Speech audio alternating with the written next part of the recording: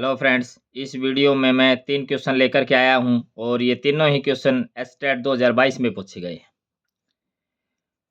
तो देख लेते हैं पहला क्वेश्चन क्या है। तीनों ही क्वेश्चन अनुपात पे आधारित है।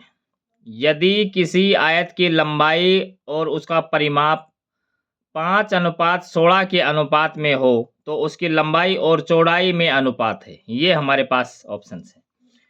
तो लंबाई का और परिमाप का अनुपात दे रखे हैं। तो लंबाई को हम मान लेते हैं x और परिमाप क्या होता है 2 गुणा लंबाई जमा चौड़ाई को हम मान लेते हैं y।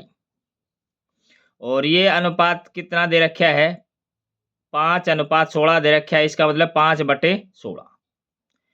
2 से इसको काट देंगे, 2 8 16 और अब हम कर देंगे क्रॉस मल्टीप्लाई। तो 8 की इससे करेंगे तो क्या हो जाएगा 8x बराबर इसकी 5 से करेंगे तो 5x प्लस का 5y। तो यहाँ से 5x को इस तरफ ले आए, इस तरफ 8x है तो ये कितना हो जाएगा 3x बराबर 5y। तो हमने क्या करना है लंबाई और चौड़ाई का अनुपात निकालना है। इसका मतलब हम x को करेंगे ऊपर और y को करेंगे नीचे। मतलब y को इसके भाग में भेज देंगे तो ये कितना हो जाएगा 5 के बटे में आएगा 3 तो 5/3। तो इसका जो अनुपात कितना हो जाएगा x अनुपात y कितना हो जाएगा 5:3। तो जो इसका जो आंसर है ये डी इसका आंसर हो जाएगा। इससे अगला हम प्रश्न देखें। 2 व्यक्तियों की आय का अनुपात 9:7 है और उनके खर्चों का अनुपात 4:3 है। यदि प्रत्येक व्यक्ति प्रति माह में 2,000 रुपये बचा लेता है तो किसी एक की मासिक आय है। ये हमारे पास प्रश्न है। तो हम ये मान लेते हैं 2 व्यक्ति हैं। अब पहला व्यक्ति है उसको हम मान लेते हैं ए व्यक्ति है, दूसरा व्यक्ति है वो बी व्यक्ति है। अब ए का आय का अनुपात कितना है, ए का और बी का आय का अनुपात कितना है 9:7 है। तो आय कितनी हो जाएगी x से गुणा कर दें तो कितना हो जाएगा 9x और ये 7x। उनके खर्चों का अनुपात 4:3 है तो इसको हम y से गुणा कर दें तो ये खर्चा हो जाएगा। तो ये खर्चा हो जाएगा 4y। अब इसको y से गुणा कर देंगे और 3y। फिर प्रत्येक माह दोनों ही 2,000 रुपये बचा लेते हैं। तो दोनों ही 2,000 बचा लेते हैं। इसका मतलब क्या है आय में से खर्च को घटा देंगे और 2,000 के बराबर रख देंगे। मतलब क्या है 9x माइनस का 4y ये 2,000 और 7x माइनस का 3y और ये कितना हो जाएगा 2,000।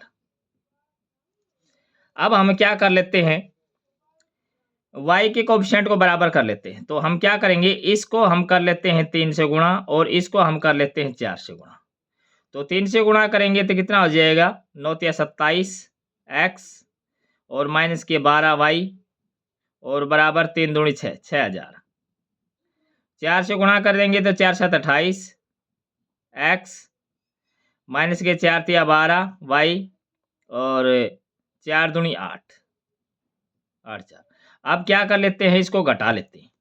घटाएंगे तो निशान बदल जाएंगे माइनस प्लस और माइनस।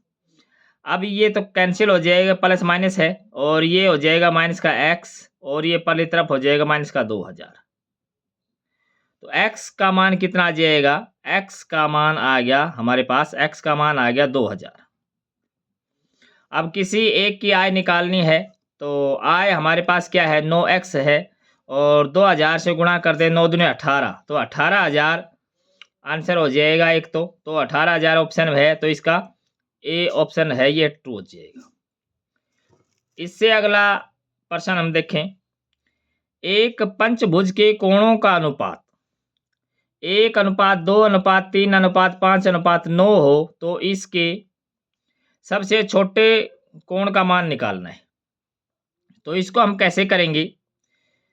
अब ये हमारे पास पंचभुज है। ये हमारे पास पंचभुज है। अब इसको इस वर्टेक्स से मिला दें और इसको इस वर्टेक्स से मिला दें, तो हम ये पंचभुज देख पा रहे हैं कि 3 त्रिभुज से बनी है और एक त्रिभुज के कोण का योग है वो 180 होता है, तो 3 कितना हो जाएगा, 180 की 3 से गुणा मतलब 540। तो और इसको x से गुणा कर देंगे तो क्या हो जाएगा, x फिर 2x, इसको गुणा करेंगे तो 2x और फिर यहाँ पे 3x और ये हमारे पास 5x और प्लस का 9x और ये कितना हो जाएगा, क्योंकि एक त्रिभुज का कोण 180 होता है और 3 से गुणा करेंगे क्योंकि 3 त्रिभुज बन रही है, तो 18 तिया 54 540, तो ये कितना है 540।